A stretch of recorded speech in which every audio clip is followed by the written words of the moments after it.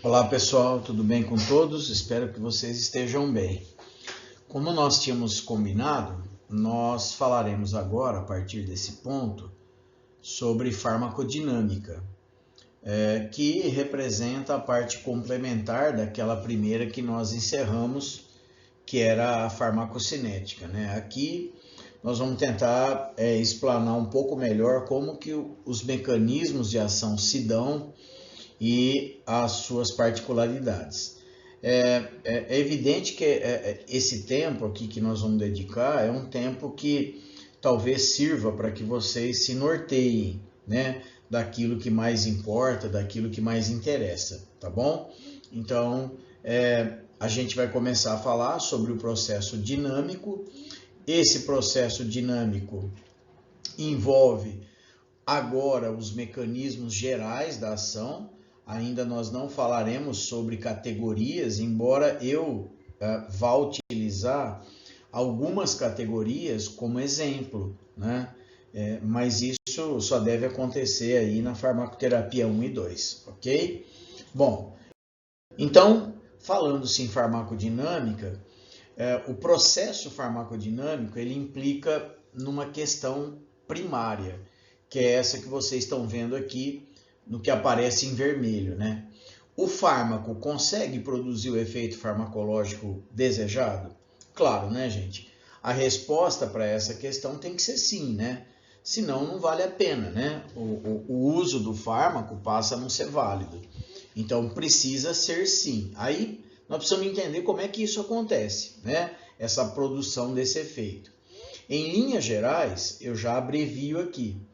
Os fármacos, através das suas estruturas químicas, irão estabelecer ligações químicas também com seus alvos. Esses alvos são múltiplos, são variados, podem ser de diferentes origens, e a partir dessa ligação, de um estímulo ou de um bloqueio, os efeitos surgem. Quer dizer, em linhas gerais, isso que eu acabei de dizer a vocês é uma explanação realmente inicial para que vocês entendam e que tenham, né, essa visão panorâmica do processo, ok?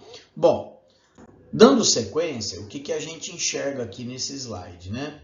Nós enxergamos as três fases, na verdade as quatro, porque aí, através dessa fase aqui do efeito farmacológico, é que nós teremos o efeito terapêutico, né? Então nós temos lá a primeira fase farmacêutica, que nós conversamos com vocês lá no início.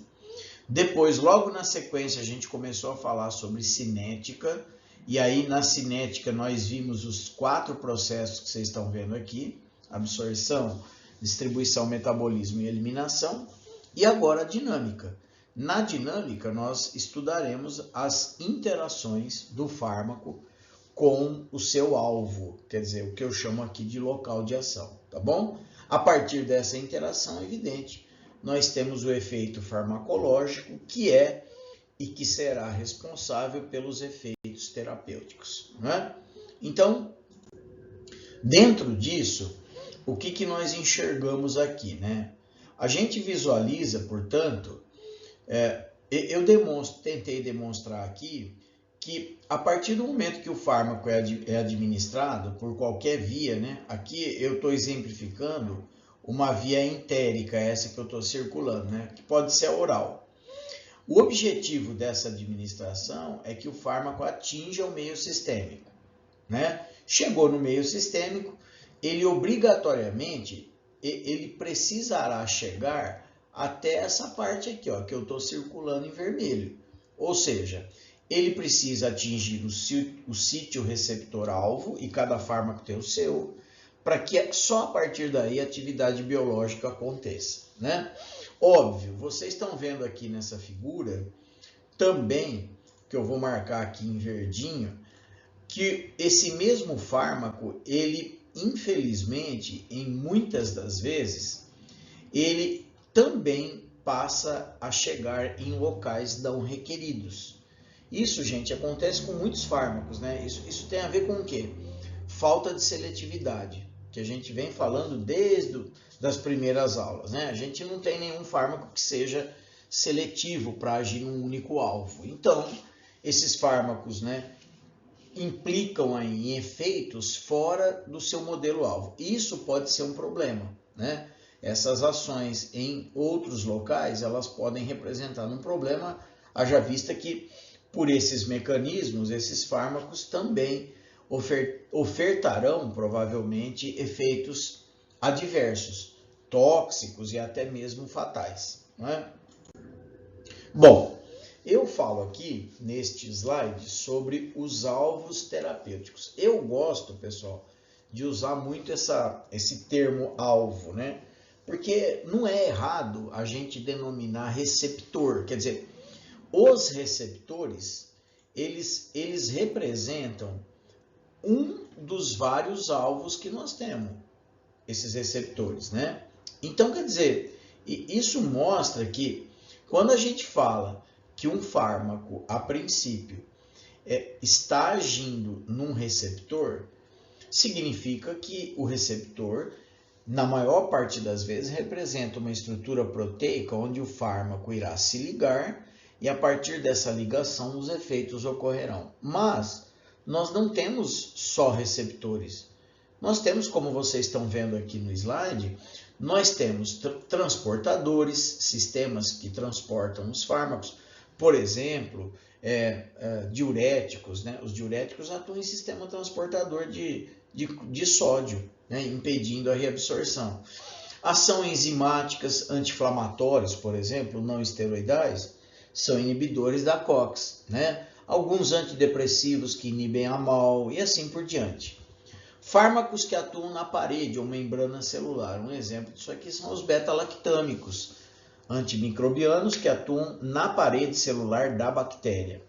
Fármacos que modulam função gênica, quem faz muito isso, que atua em receptor de núcleo, são os corticoides. Então, assim, a gente passa a ter exemplos diferentes, né, para cada alvo que a gente vier a falar, né? Então, essa descrição aqui nesse slide apenas retrata o quê? Os diferentes tipos de alvos terapêuticos, ok? E a partir da ligação do fármaco a eles, nós teremos os efeitos.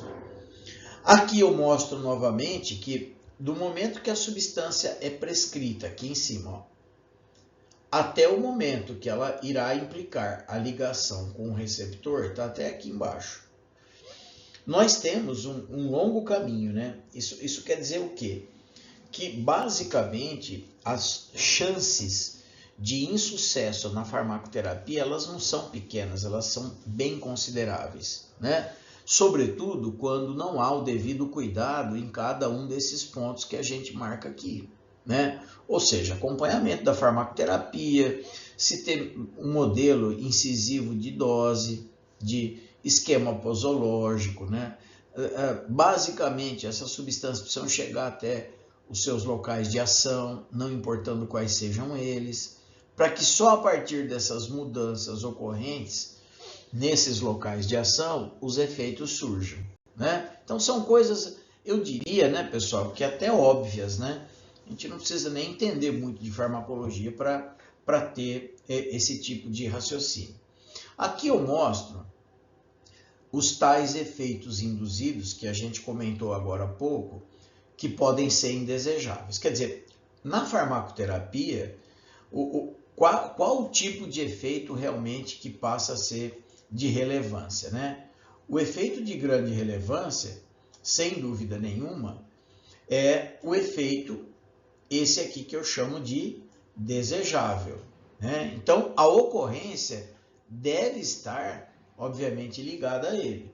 Mas nós não podemos esquecer, infelizmente, pessoal, desses efeitos indesejáveis, que vão acompanhar esse modelo, né? Muitos desses efeitos, embora sejam indesejáveis, eles podem só implicar em alguns efeitos adversos sem necessariamente prejudicar o paciente, mas muitos, eles são prejudiciais, né? Como eu disse, é possível até a gente pensar em situações de fatalidade, ok? Eu falo aqui, então, um pouquinho sobre a tal da biofase. Como é que a gente pode conceituar a biofase? Biofase é o local da ação. e cada fármaco tem o seu, né? Mas o que é importante vocês observarem é que a concentração fora da biofase e dentro é uma concentração que tende a ficar no equilíbrio, né? Isso quer dizer o quê? Deve haver um equilíbrio entre o que está fora com o que está diretamente ligado à biofase. Lembrando, a biofase é o local de ação daquele fármaco. E como a gente vem dizendo, cada fármaco tem o seu. Então, por exemplo, a biofase de um beta-bloqueador são os receptores beta-adrenérgicos, né? E lógico, os fármacos, quando chegam nesta biofase, eles estavam, obviamente, no que a gente chama de exobiofase, que é a parte onde a substância ainda não atingiu a biofase, ok? Então, o conhecimento da concentração plasmática do fármaco é a chave para que a gente consiga, inclusive, para que vocês, né, dentro da medicina, consigam acompanhar a farmacoterapia, né? A isso nós denominamos de monitorização terapêutica. Eu falo aqui, portanto, agora, sobre dois grupos dos fármacos, né? Qual é o principal grupo e o majoritário, né, que nós temos na terapêutica? O grupo é justamente esse aqui, ó, que está circuladinho em amarelo, onde eu estou passando o laser aqui. Esse grupo aqui de fármacos, ele executa os seus efeitos porque esses efeitos são dependentes da sua estrutura química. Por isso que eles são chamados de estruturalmente específicos, como está aqui. Quem representa isso? A maioria dos fármacos. Lembra que eu falei do beta-bloqueador? Beta-bloqueador é um estruturalmente específico, embora seja ele um antagonista. Nós vamos ver daqui a pouco o que representa o antagonista, né? E os estruturalmente inespecíficos, a ação deles não depende da estrutura química, mas sim de características fisicoquímicas, como, por exemplo, a lipossolubilidade, né? Um exemplo de fármaco estruturalmente inespecífico são os anestésicos halogenados, tipo alotano, sevoflurano, né? Enroflurano, e outros tantos que executam seus efeitos não pela sua estrutura, mas sim pelas suas características fisicoquímicas, né? Então, o que nós temos que ter em mente? De que a estrutura química de um fármaco e ela sempre será decisiva para a ocorrência do efeito, para a otimização do efeito. É esse ponto que eu estou passando o laser agora, ok? Então, quer dizer, ao passo que esses fármacos aqui, estruturalmente específicos, dependem da estrutura e esses outros não, é lógico que aqui, com os estruturalmente específicos, quaisquer alterações que sejam feitas na estrutura química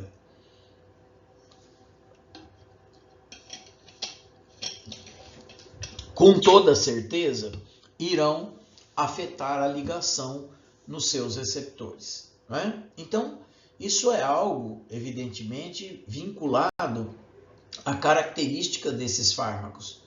Então, a maior parte, a maioria desses fármacos estarão neste grupo aqui, circuladinho e descrito em amarelo. Aqui eu mostro uma semelhança entre dois opioides, né? As estruturas são muito parecidas, mas elas não são exatamente iguais. Elas são semelhantes.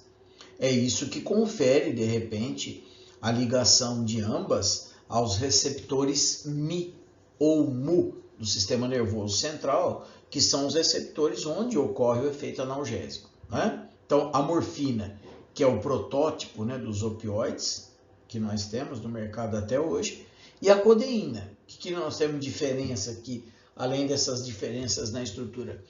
Nós temos diferença na potência analgésica. Claro, a potência da morfina é infinitamente superior à potência da codeína. E isso, em parte, se deve, sobretudo, ao modelinho estrutural de um e de outro opioide, como a gente vinha dizendo. Aqui eu comparo a estrutura ainda da morfina, mas agora com a naloxona. Aqui aparece naloxone porque está em inglês, né? Que é a nomenclatura em inglês, mas no português é naloxona. A naloxona é um antagonista de opioide. Isso quer dizer o quê? Ela pode e é utilizada como antídoto num paciente, por exemplo, que esteja intoxicado por morfina. Mas é só para que vocês, né, desde já, verifiquem que quando eu tenho um fármaco agonista, que no caso é a morfina, e tem essa estrutura, e um antagonista, que é a naloxona, há uma semelhança entre os dois. É óbvio, né, gente? Porque o antagonista, embora ele não estimule o receptor, ele precisa ocupar o receptor, né? E para ocupar, ele tem que ter um desenho conformacional que seja compatível com esse mesmo receptor, ok? Aqui eu mostro um exemplo, como eu tinha dito a vocês, esse primeiro aqui, onde eu estou com laser, é o alotano, que é basicamente um anestésico geral halogenado, cujo coeficiente de partição óleo-gás, que é a lipossolubilidade, é de 2,24. E esse aqui é o isoflurano, cujo o coeficiente de partição é de 90. Olha, esse coeficiente do alotano é imensamente superior ao do isoflurano. Isso quer dizer o quê? Como essa substância aqui, alotano, é muito mais lipossolúvel, olha como a gente tem que usar menos dela para anestesiar 50% de uma população, que é esse MAC. Concentração alveolar mínima. É a quantidade de gás que tem que chegar lá na parte respiratória e a partir dessa chegada é anestesiar 50% de uma população, né? Então quer dizer, olha lá, é a concentração necessária, o MAC 50, para provocar imobilidade em 50% dos pacientes, ok? Ao passo que aqui embaixo, com o isoflurano, a lipossolubilidade é muito menor. Olha só, essa lipossolubilidade muito menor implica na necessidade de se usar mais. Olha, se vocês compararem esse valor aqui, 1,15 com 0,7, é quase o dobro, né? Aqui é quase o dobro. O dobro seria 1,4, né? Que é 1,15. Há uma proximidade muito grande dentro desse modelo quando a gente fala sobre modelos de partição. Porém, a lipossolubilidade é que vai fazer diferença e não mais, como a gente viu com os estruturalmente específicos, né? Agora aqui a dependência não será mais da estrutura química, e sim especificamente das características físico-químicas. Bom, a gente vai falar agora sobre os receptores farmacológicos. A gente já entendeu, né? Receptores são estruturas que vão fazer o quê? Receber o fármaco. E aí, a partir desse recebimento, esses fármacos vão promover alterações no interior das células. Isso nós chamamos de vias de transdução de sinal, ou de sinais, porque não é um só, né? E a partir dessa transdução, os efeitos intracelulares vão acontecer, né? Então, dentro desse modelo, esses receptores farmacológicos, como eu vinha dizendo, já disse a vocês, eles normalmente têm origem proteica, né? E é claro, né, gente, nós temos fármacos que são mais seletivos para alguns receptores e menos para outros, mas nós não temos um fármaco que seja absolutamente seletivo, né? Não em 100%, tá? E aí, num receptor, nós podemos tanto ter a ligação de um agonista, eu já começo aqui a diferenciar, né? Agonista é aquele fármaco que se liga no receptor e estimula, como também temos no receptor a ligação dos antagonistas, que apenas só se ligam, tá? Então, partindo dessa premissa, eu diferencio aqui agonista de antagonista, e aí dentro do grupo dos agonistas, nós temos agonistas totais parciais, como vocês estão vendo aqui embaixo, e inversos, né? Vamos diferenciar aqui os três. Mas antes, não se esqueçam do conceito de agonista. Qual é, gente?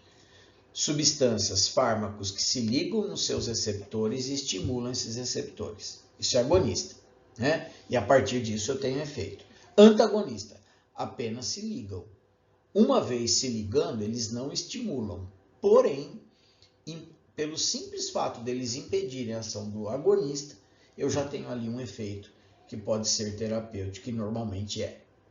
O agonista parcial, ele estimula parte dos receptores, diferente desse primeiro aqui que eu estou passando o mouse, que é agonista total. O que é um agonista total? É aquele fármaco que se liga nos receptores e estimula todos.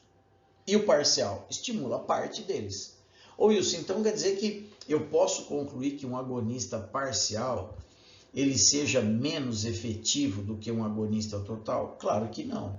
É evidente que não, né? Mas essa ligação em parte dos receptores, ela pode representar numa atividade não plena, né? Isso quer dizer o quê? Às vezes, o paciente ele tem que utilizar outros fármacos em associação, ok? Aqui eu mostro nessa figurinha, né, bem alegórica e bem simples, a diferença entre os agonistas e antagonistas. Eu chamo de natural aquilo que é endógeno, né? O modificado seria o fármaco, pessoal. E o antagonista também fármaco, na maior parte das vezes. O que nós precisamos enxergar com isso que eu tento ilustrar aqui, ó?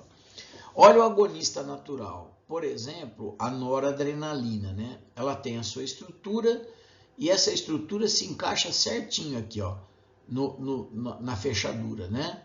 Então, ó, se encaixou, olha lá, resposta biológica, né? Qual é a resposta biológica? Aquelas respostas provocadas pela ação da noradrenalina nos seus receptores. Quais são? Alfa e beta, né? Agonista modificado seria o fármaco que se assemelha ao endógeno. Vocês estão vendo que esse desenho aqui, ele é parecido com esse, mas não é igual. Isso quer dizer que quando ele se liga, vocês estão vendo que a gente tem aqui intervalinhos, espaçozinhos, né? Mas ainda assim, nós temos resposta, nós temos o efeito. E aí aparece no último aqui o antagonista. O antagonista ele apenas ocupa o local. Se ele está ocupando esse lugar, agonistas sejam naturais, endógenos ou modificados, é claro que eles não vão conseguir ter esse acesso. Não, pelo menos, enquanto o antagonista estiver aqui. Um grande número de antagonistas, gente, tem um efeito reversor ou, basicamente, para tratamento de intoxicações do agonista, tá? Vocês viram que a gente mostrou agora há pouco a naloxona? A naloxona é um antagonista. Na verdade, na clínica nós temos, assim, não dá para dizer se o número é maior, mas é um número de antagonistas que às vezes é superior ao número de agonistas, tá? Só para vocês separarem que os antagonistas são importantes da mesma forma que os agonistas o são, ok? Aqui eu mostro então que a premissa para um fármaco executar o seu efeito é que ele seja afim do seu receptor, que ele tenha afinidade. O que é afinidade? Ligação com o receptor. Então, afinidade é ligação. Quem deve ter afinidade para o receptor? Tanto agonistas quanto antagonistas, né? Porque ambos têm que se ligar. Agora, aparece aqui uma outra palavra que é importante aí nesses conceitos da farmacodinâmica, que é o termo eficácia. O que é eficácia, gente? Eficácia é a ativação do receptor ou o seu estímulo. Então, às vezes a gente ouve, a gente lê a palavra eficácia e a gente traduz eficácia como, assim, alguma substância que foi usada e o efeito aconteceu, né? O efeito satisfatório. Mas, na verdade, a eficácia é o estímulo ao receptor. Olha só como que é contraditório às vezes, né? Se a eficácia é o estímulo do receptor, e se eu sei que antagonista não estimula, antagonista, então, é efetivo? É efetivo sem ser eficaz. Assim, olha, eu tenho certeza que isso vai gerar algumas dúvidas aí, né? Ou vão gerar algumas dúvidas em vocês. A gente dizer que um antagonista não é eficaz. Mas farmacologicamente falando, eles não são. Por quê? Porque eles não estimulam o receptor. Sabem qual é a eficácia de um antagonista, pessoal? A eficácia de um antagonista é igual e sempre será igual a zero. Por quê? Porque não há estímulo. Enquanto que a eficácia de um agonista, ela vai, obviamente, estar num valor entre 0 e 1, né? Sempre. Então, o que eu posso dizer sobre os antagonistas? Que são fármacos efetivos, sem serem eficazes. Esses conceitos, viu, gente? Olhem bem isso, viu? Conceito de afinidade, eficácia e potência, que vai aparecer daqui a pouco. Isso é de suma importância no contexto da farmacologia. Eu falo do agonista aqui total, desse lado, e do lado direito, onde eu estou grifando aqui, o agonista parcial. Quer dizer, lógico, né? É proporcional, né? Se o agonista é parcial, olha lá, eu tenho um efeito aqui que é pequeno, ou pode ser. Se eu tenho um agonista total, olha lá, eu tenho aqui embaixo um efeito que ele chama aqui de large effect, que é grande, é proporcional, obviamente, à ocupação que essas substâncias executam nos seus receptores, ok? Aqui eu falo então que a eficácia depende da formação do complexo droga-receptor, né? Então, dentro disso eu até comentei com vocês aí na última aula sobre essa constante que nós chamamos de KD. Quanto menor for o KD, o que é o KD? Constante de dissociação. Quanto menor for esse valor, significa o quê? Menos dissociado está o fármaco. Se ele está menos dissociado, ele está onde? Ele está no receptor. E aí o efeito ele tende a ser maior, tá? Então, fármacos com baixo KD normalmente ofertam efeitos mais satisfatórios. Na prescrição, gente, esses pontos de KD, claro que não entram para se escolher um fármaco, viu, pessoal? A escolha do fármaco é baseada na sua aplicabilidade na clínica, sua função, aos efeitos que ele provoca, né? E não meramente apenas em efeitos ou mecanismos farmacológicos, ok? Aqui eu falo das diferentes famílias de receptor, receptor acoplado a canal iônico, receptor ligados à parte enzimática, normalmente aqui a uma quinase, né? Receptores acoplados à proteína G, receptores de citoplasma, receptores basicamente de núcleo, né? Então, são tipos, ou que eu chamo aqui de subfamílias de receptores, tá? Olha aqui, ó, nessa figura eu consigo mostrar de uma maneira aqui, ó, mais clara essa separação, né? Então eu tenho aqui receptor acoplado à proteína G, receptor ligado à quinase, a parte, né, enzimática, e receptor de núcleo, aqui, ó, nesse cantinho aqui, né?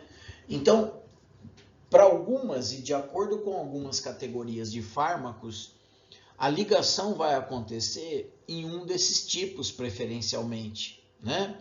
E, obviamente, além disso, as ações, como eu vinha dizendo a vocês e continuo dizendo, elas não serão seletivas. Então, é óbvio que a gente tem diferenças entre esses tipos.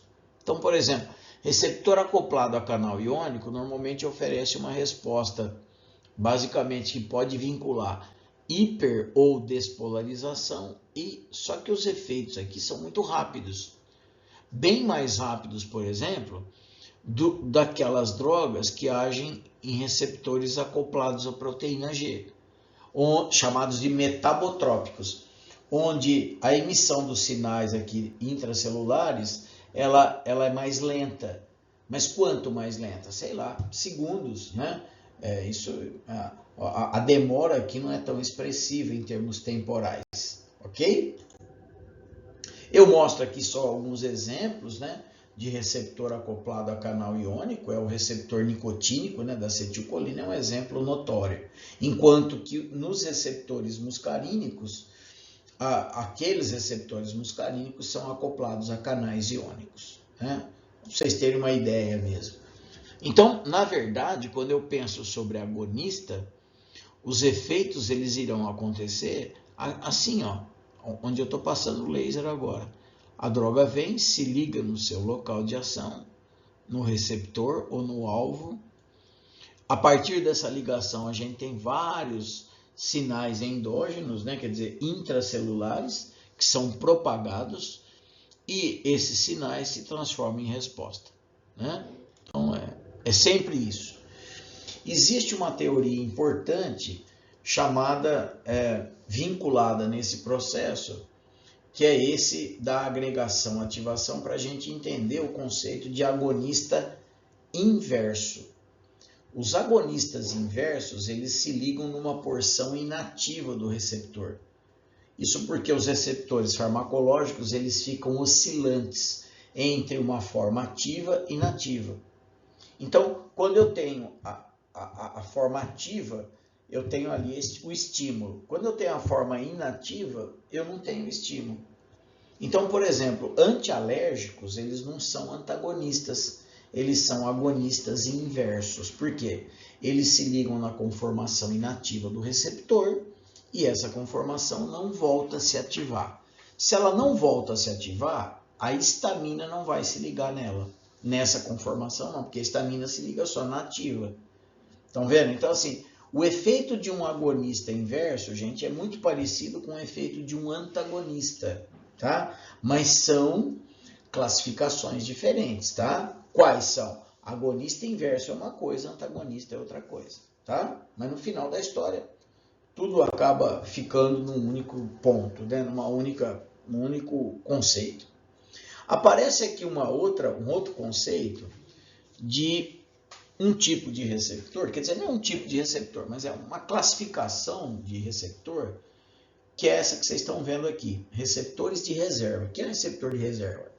São receptores que literalmente ficam reservados. Isso quer dizer o quê? Muitos fármacos podem provocar os seus efeitos máximos sem estimular o máximo de receptor.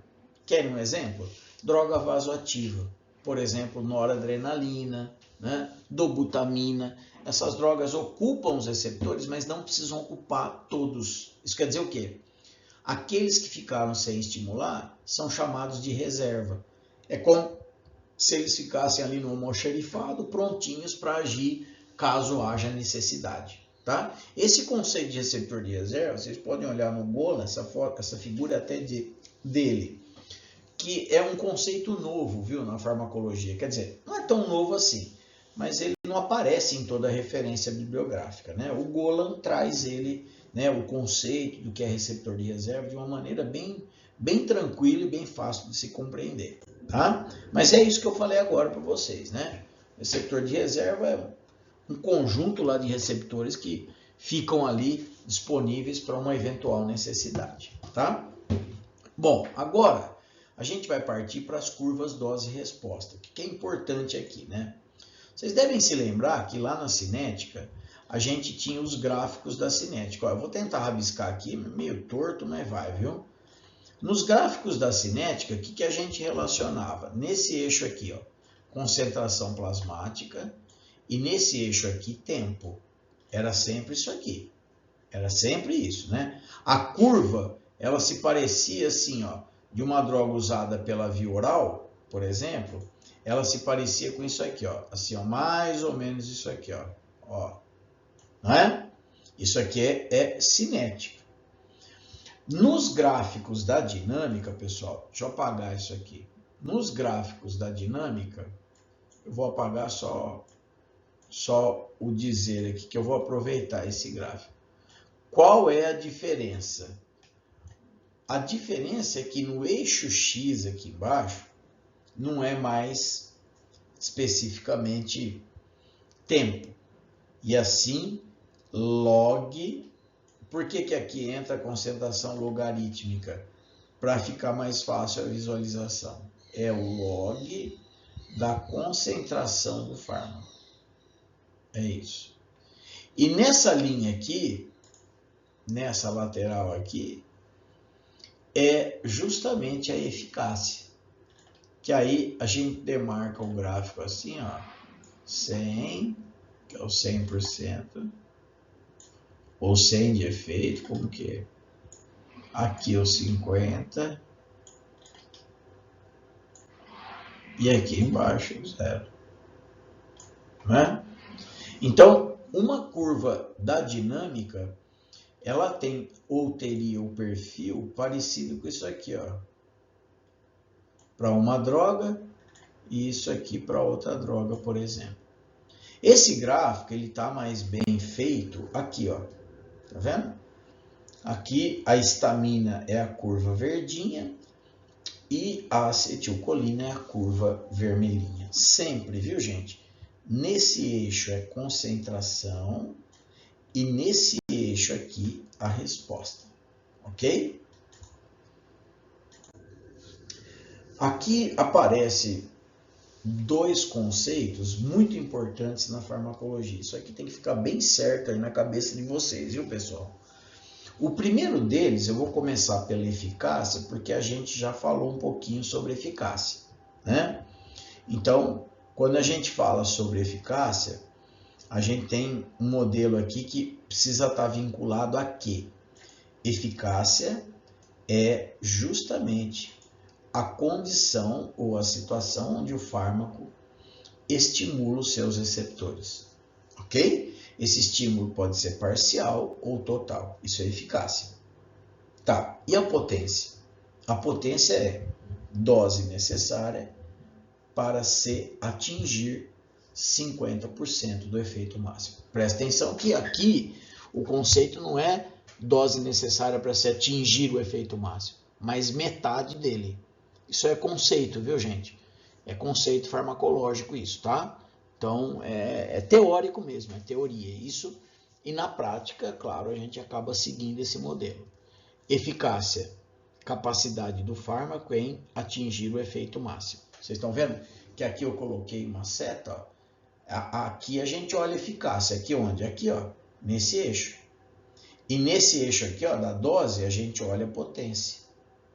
Fato que, por um gráfico desse, pessoal, da dinâmica, a gente consegue comparar entre dois ou mais fármacos, qual deles é o mais potente, o mais eficaz.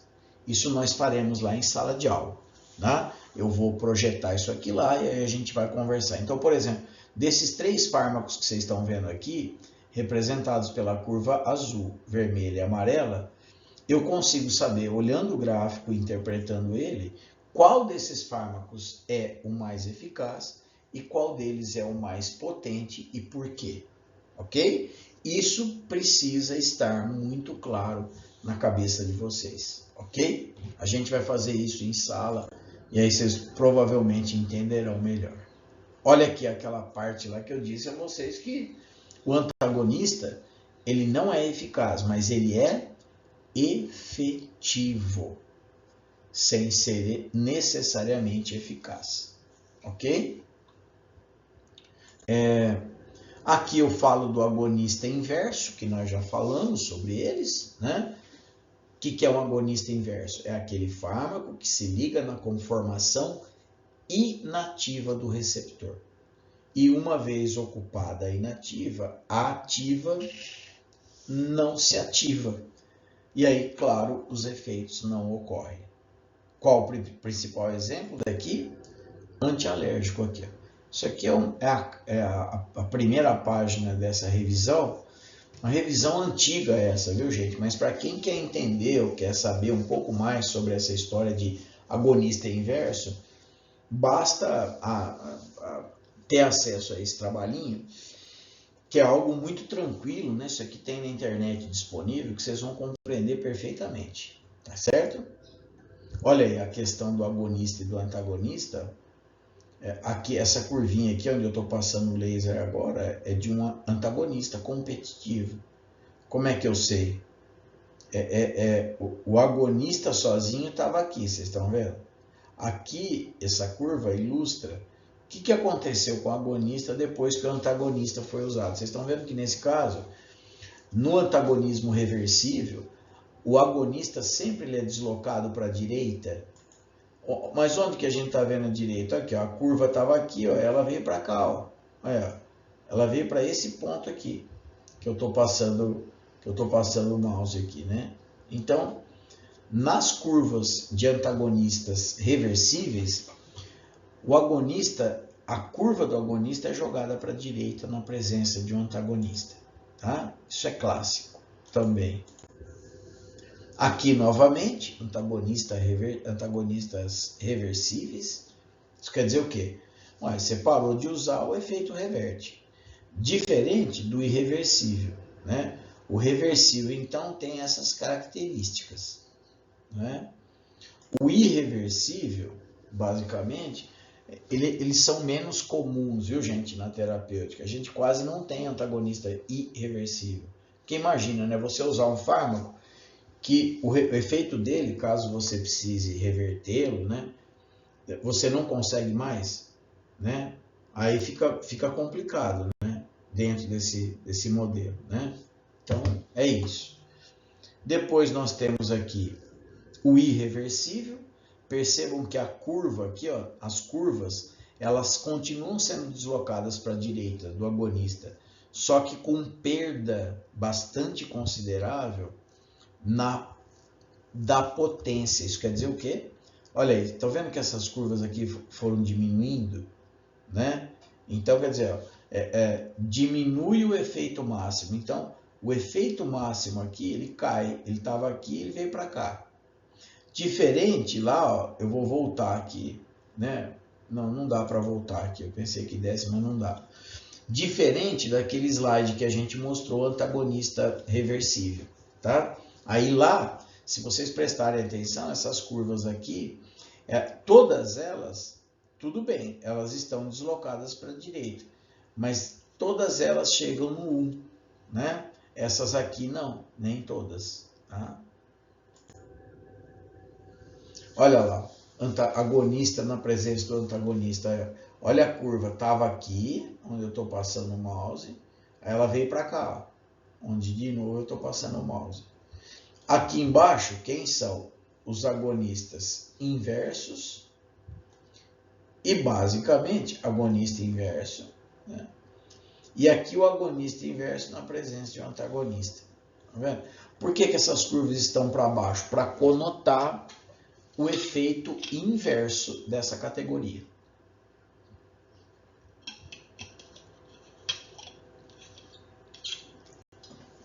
O efeito inverso, pessoal, é aquele contrário aos efeitos do agonista, tá?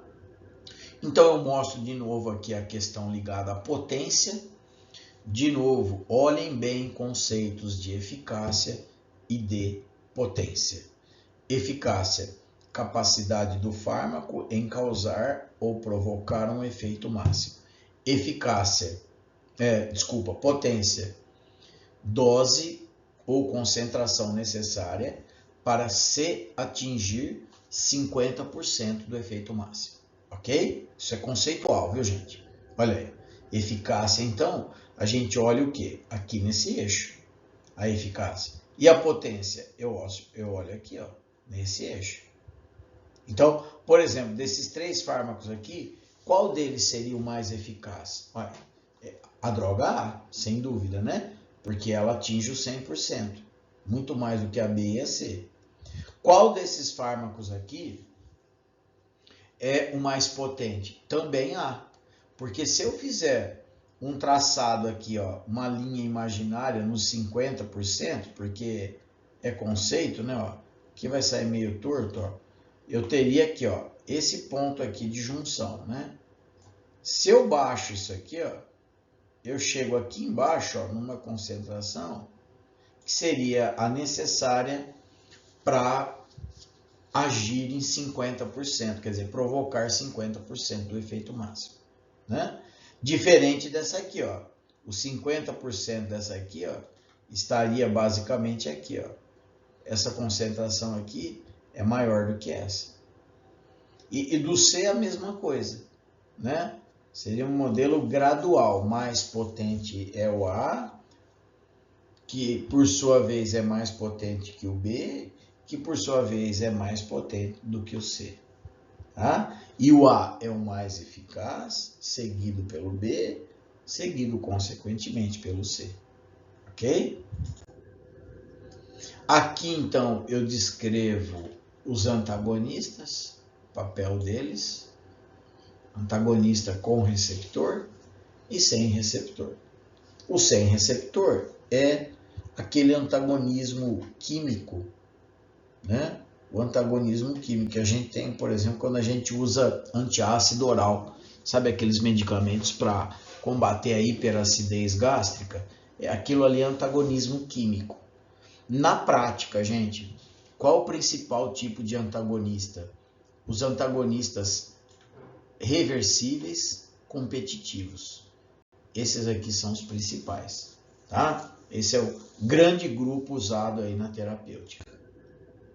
Então, eu falo aqui os receptores, né, os tipos de receptores, mas agora vinculando a antagonistas competitivos e não competitivos, porque às vezes, quando eles não competem, eles até se ligam em outros receptores de forma até alostérica, tá? Isso quer dizer o quê? Se liga num local que a partir da ligação naquele local ocorre uma mudança em outro local.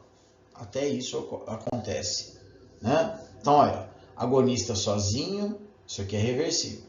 O agonista com antagonista e com mais antagonista, fica tudo igual. O não reversível é aquilo que nós falamos, ó. A gente perde em efeito máximo, ok? Então, isso são conceitos bem importantes aí, ó. Eu dou exemplo aqui de antagonistas reversíveis, todos esses que eu estou descrevendo aqui são, viu? Aqui eu coloquei as funções de alguns e aqui especificamente alguns exemplos. Olha aí, irreversível a gente praticamente não tem, viu, gente? Antagonista irreversível, porque imagina, né? A gente não teria propósito em usar um antagonista irreversível, vocês devem concordar comigo. Por quê? Porque eles vão ocupar o receptor e não vão sair mais dali, né? E isso, na maior parte das vezes, não é bom, não é positivo, tá? Nessa tabelinha eu comparo os agonistas e os antagonistas, as diferenças entre eles. Depois dê uma olhada nisso aqui, né? Dê uma lida assim com mais calma. Eu tenho certeza que vocês não terão problema. Aqui, nessa segunda parte, eu vou falar rapidamente sobre a maneira como os pacientes respondem a esses fármacos, tá? Então, nós vimos a interação do fármaco-receptor, tipos de receptor, os efeitos, né? Fármacos agonistas, antagonistas, né? Agonista total, parcial, antagonista competitivo, não competitivo. E agora a gente vê características ligadas aos pacientes. Isso quer dizer o quê? Na maior parte das vezes, gente, a maioria da população responde normalmente aos fármacos. Esses sujeitos são chamados de normorreativos. Mas nós não podemos esquecer dos sujeitos localizados numa distribuição gaussiana nas pontas da curva.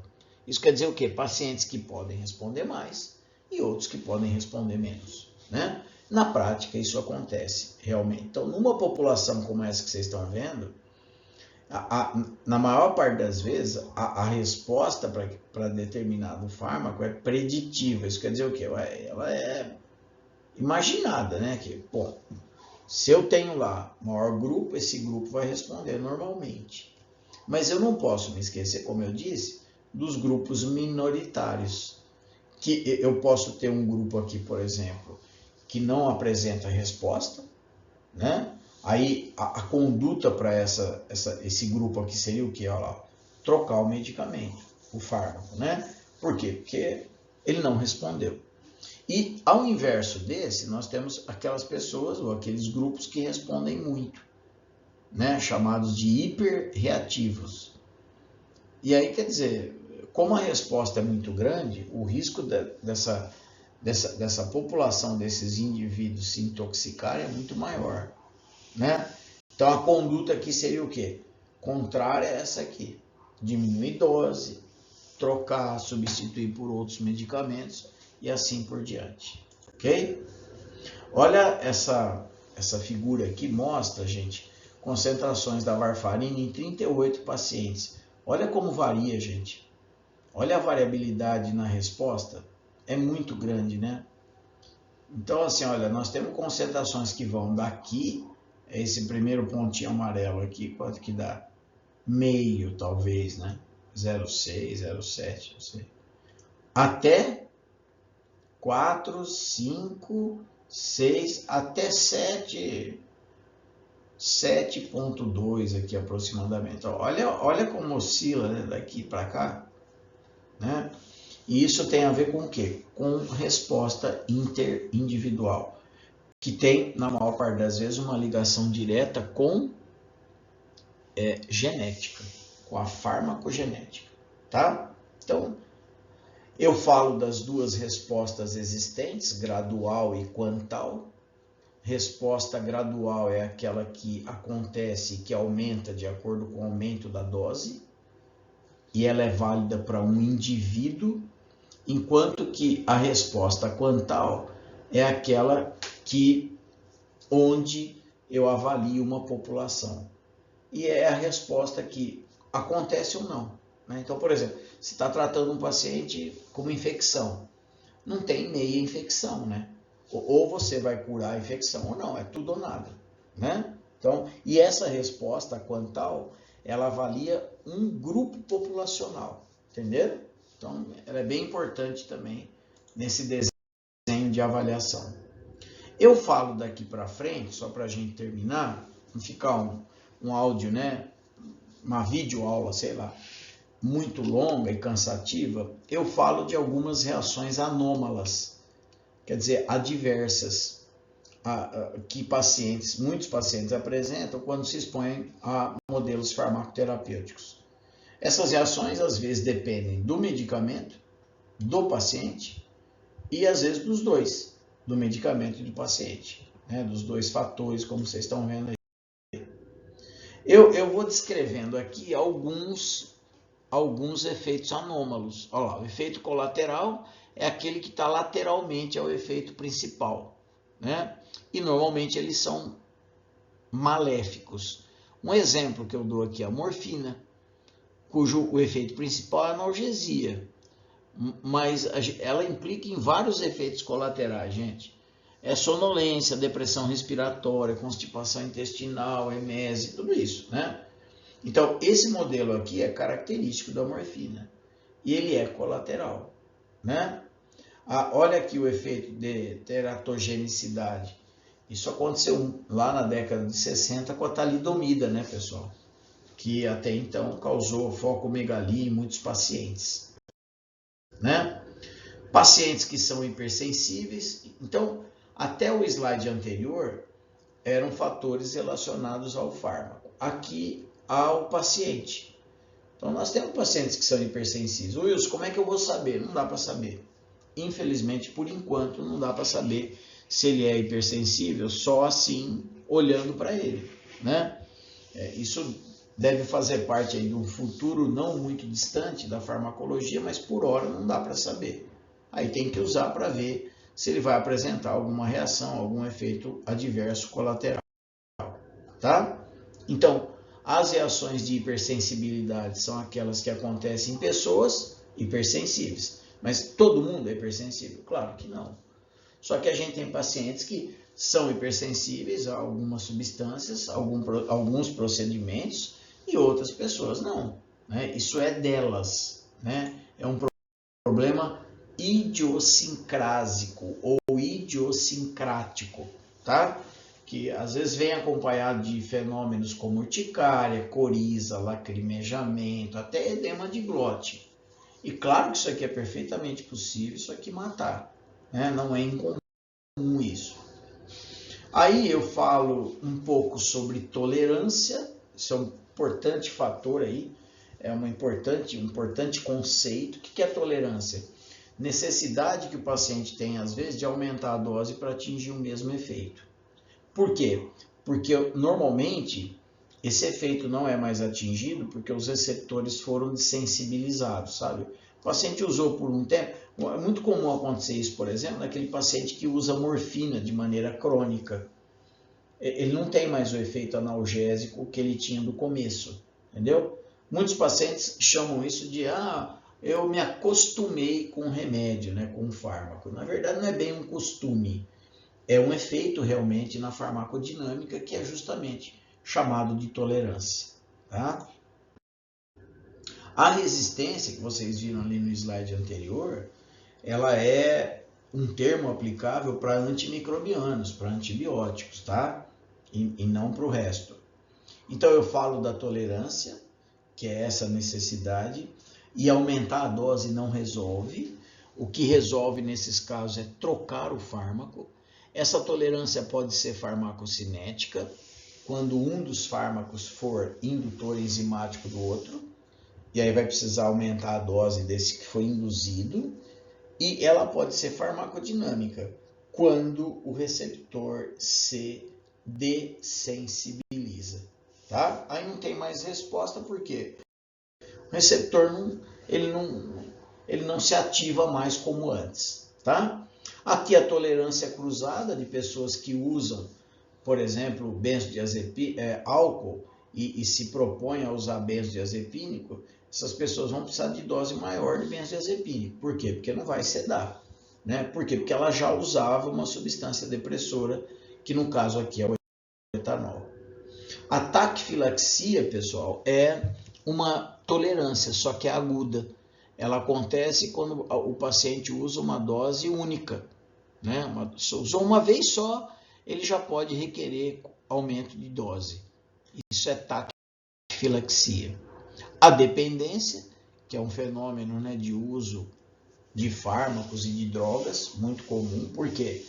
Porque há uma ação e uma liberação dopaminérgica muito grande em algumas áreas cerebrais específicas, onde a pessoa, evidentemente, ela se sente bem, ela fica no estado de euforia, e por isso ela vai querer usar mais, cada vez mais, né? É isso que está ligado, vinculado à dependência. Esse efeito que vocês estão vendo é chamado de paradoxal. O que é efeito paradoxal? É aquele que acontece de forma contrária. Então, por exemplo, o paciente usou um benzodiazepínico para dormir e ele fica hiper agitado. Isso é paradoxo.